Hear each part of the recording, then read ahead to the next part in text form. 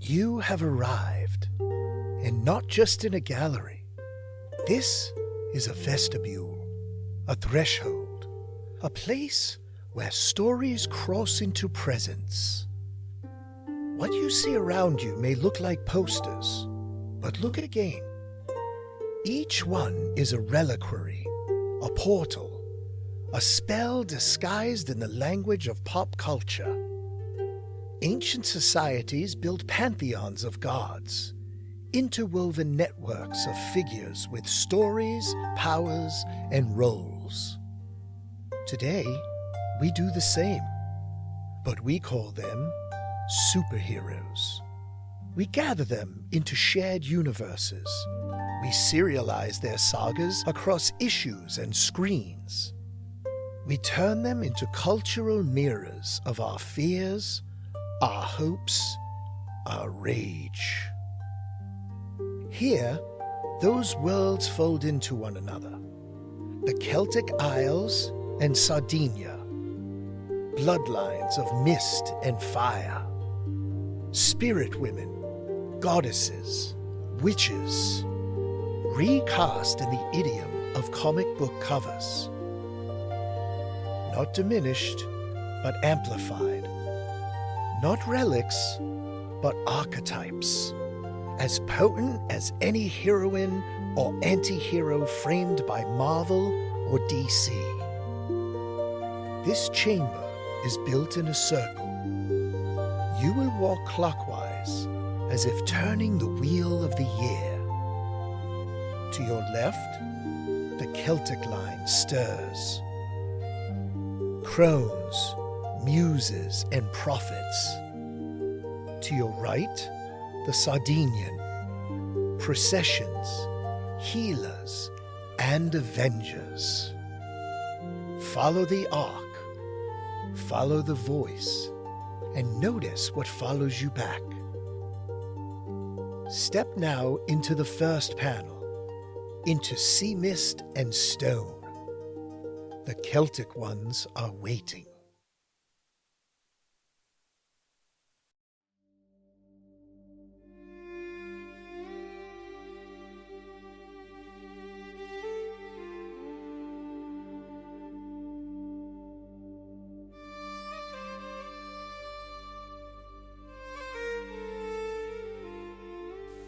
You've stepped into colder air now, sharper, still.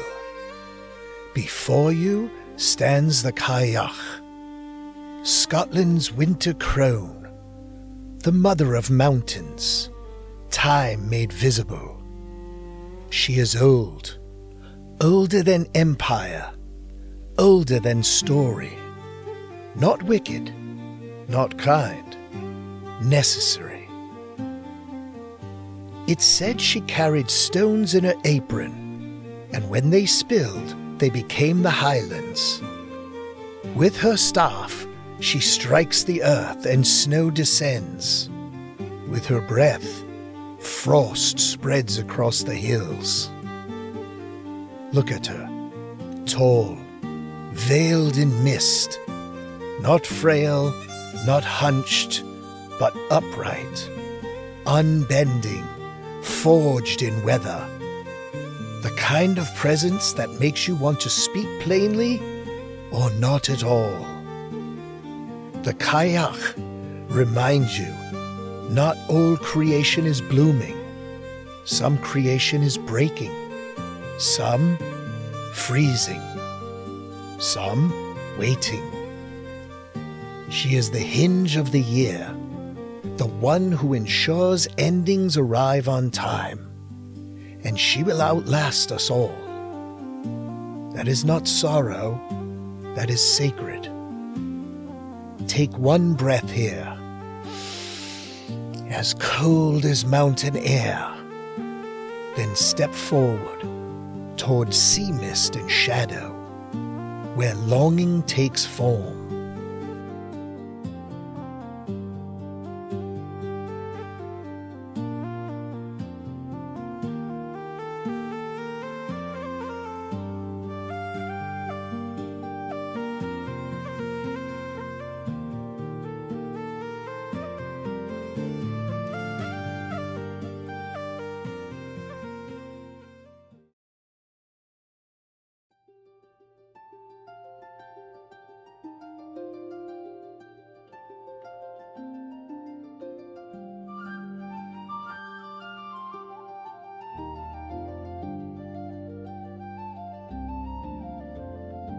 You've stepped into softer air now, but no less powerful. This is Fond, sea-born, shadow-lit, woven from the other world.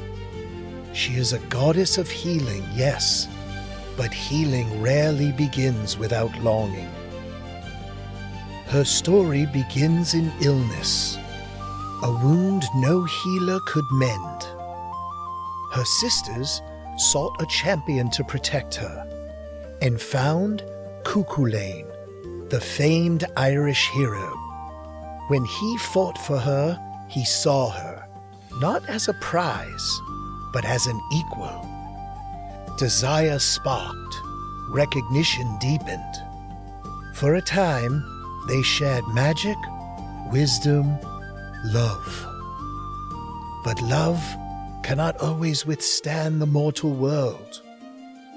When his wife Emer discovered the affair, she did not rage. She offered understanding, a grace so profound that Fond chose to leave. She returned to the sea, not bitter, not broken, but whole, remembering. And though the sea god Manannan raised a silver cloak to part their worlds, the stories say Fond refused the cup of forgetfulness. She chose to remember, to grieve, to carry what was beautiful and impossible.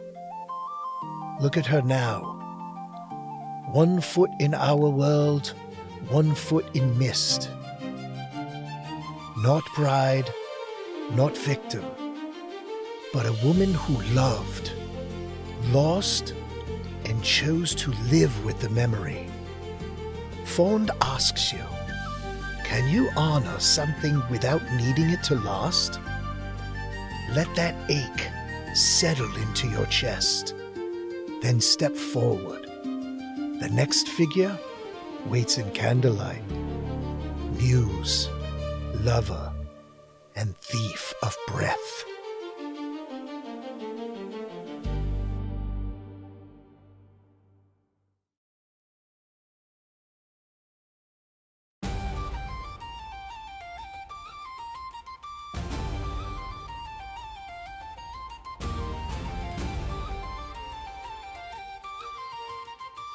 Step carefully.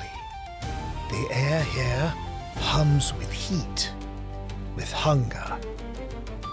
This is Leanan Sidhe, the Fey Muse, the whisper behind your favorite line, the kiss that lingers before you lose sleep to make something beautiful. She chooses artists, poets, painters, musicians, and she gives them brilliance. Vision sharper than daylight, hands burning with creation, hearts flooded with ache. But her gift comes with a cost. Her lovers live briefly, burning bright, consumed by the very fire she stokes. She does not wait for your attention. She already has it. And if you've ever traded sleep for art, ever poured yourself hollow for beauty, you already know her orbit.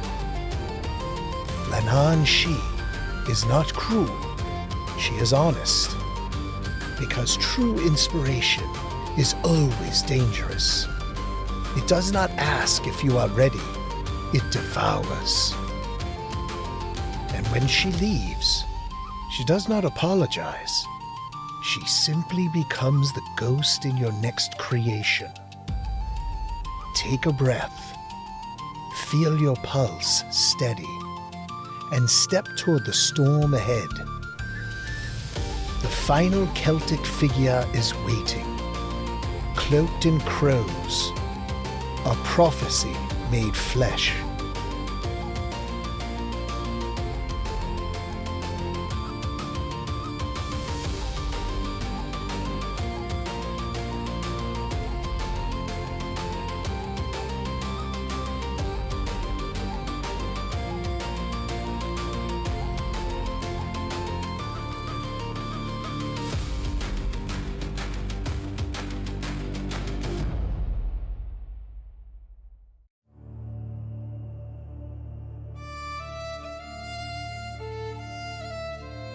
The air grows heavier now.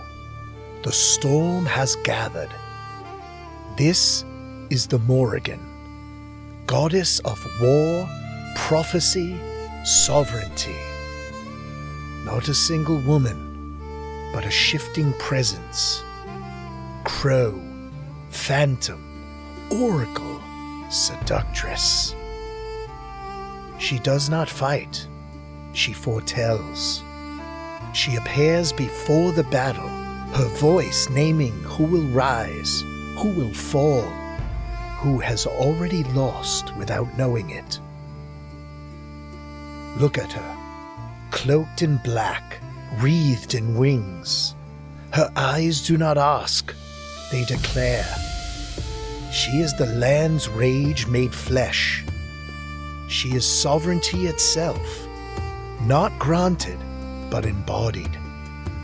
Some stories say she circles as a crow, crying in a tongue only the dying understand. Others say she meets heroes in disguise, offering love before ruin. In every tale, she is unavoidable, a reckoning with truth. Note how she stands here, not theatrical, not pleading, simply certain. Her power is not performed, it's bone deep. The kind of power that doesn't need your belief. It already shaped the ground you walk on. Take one breath. Meet her gaze if you dare. She already saw you coming. The Celtic line closes here, with storm, prophecy, and fire. But the circle is not complete. Turn now. The Sardinian procession is stirring. The dead are walking.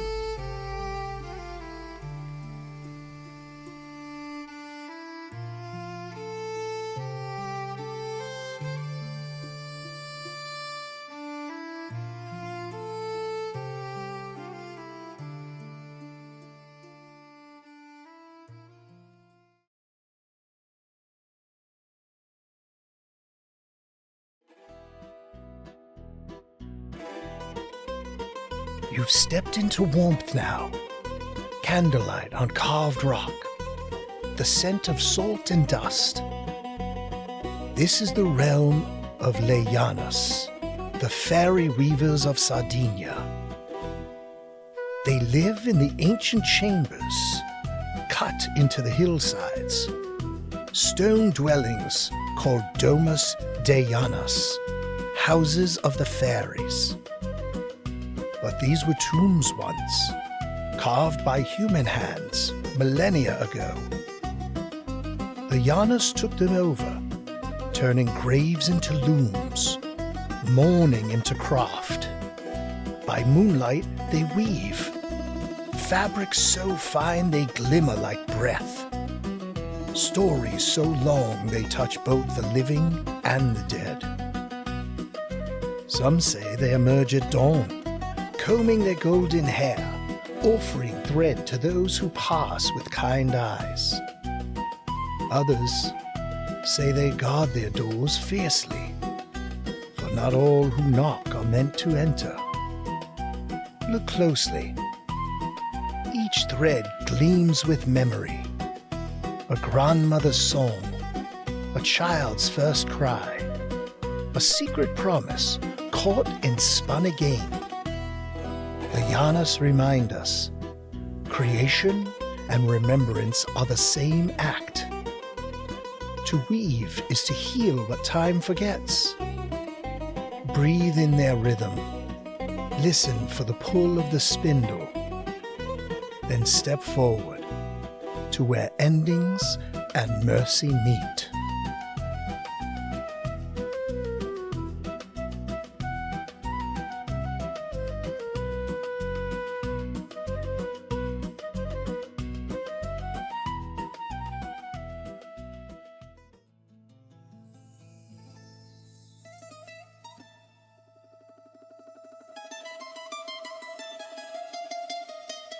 The air changes, quieter, heavier.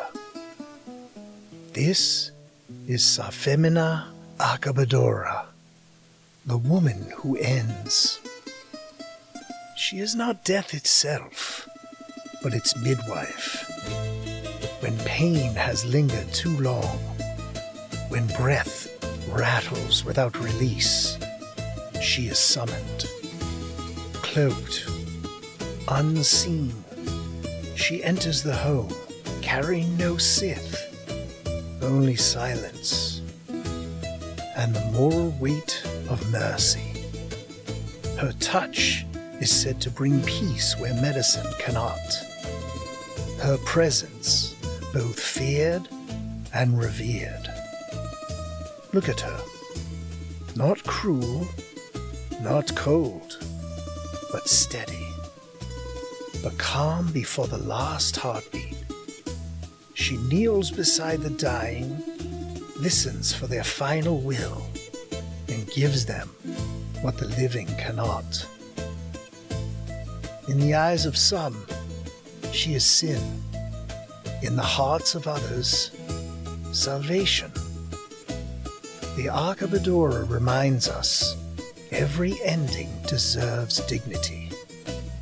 And sometimes the bravest love is letting go. Take one slow breath.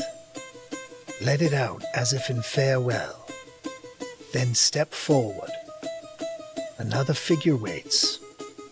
Not cursed, not wicked, but healer, midwife, witch reclaimed.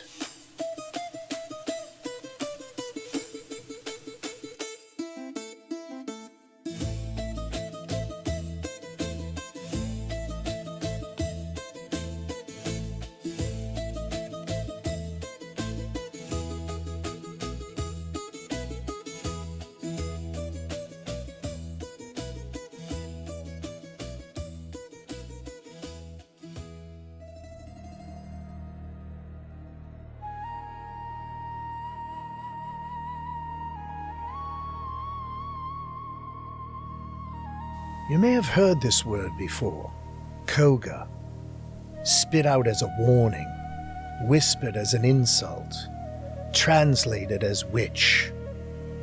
But that's not the truth, not really. The Cogas were healers, midwives, keepers of knowledge passed not through books, but through hands, breath, and memory.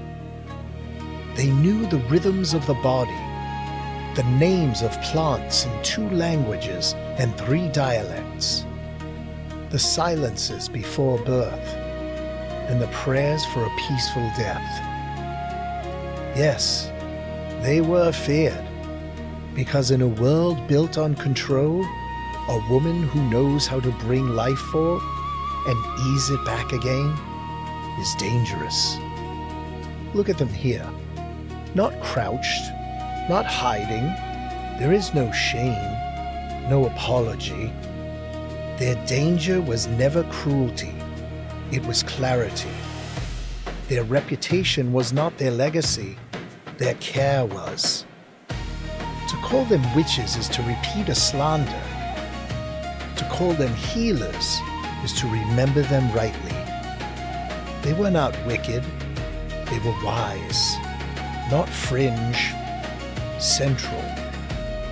Step back with reverence, and then step forward. The final figure waits in white mist, a woman who lingers at the edge of the night.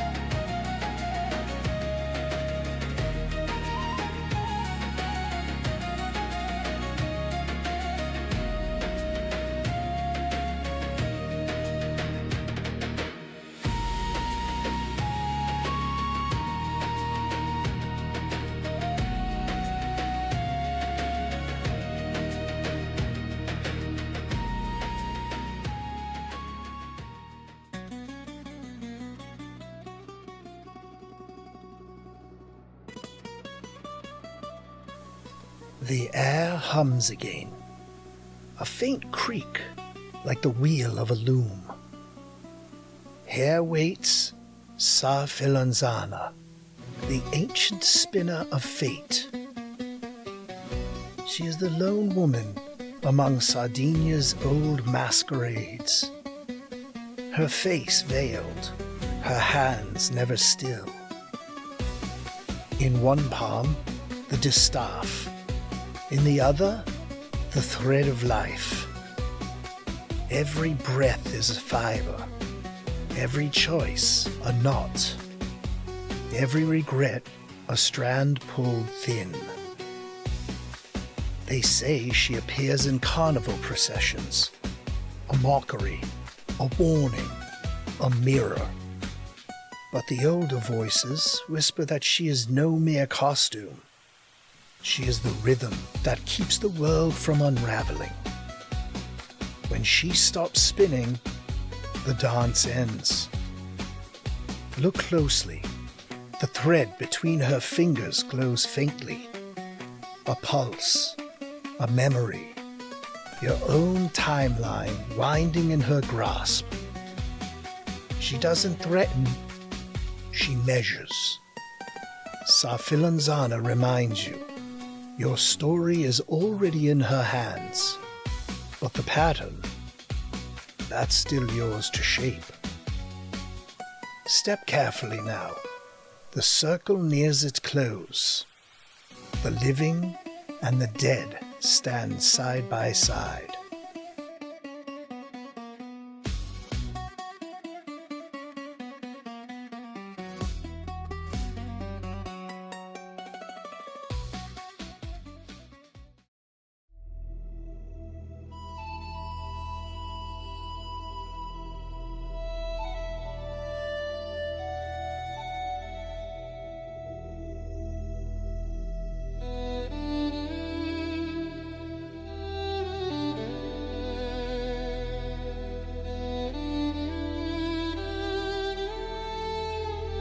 And now you return, but not back, forward. You have not walked through a gallery, you have walked through a rite.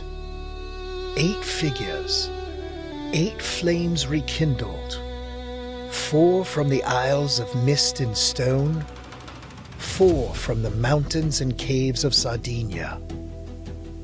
Each one reimagined. Each one reframed as both myth and heroine, as timeless as the goddesses of epic, as current as the superwomen of comics. Pantheon and franchise, myth and marvel. Both are ways we tell ourselves who we are and who we might become. And now you carry a thread from each of them. Not a souvenir, an inheritance. A flame to keep alive, to tend, to pass forward. So when you leave this vestibule, remember, the stories are not over. They are only waiting for the next issue, the next telling, the next voice, perhaps yours. Because myth does not end, it only transforms. And now, so do you.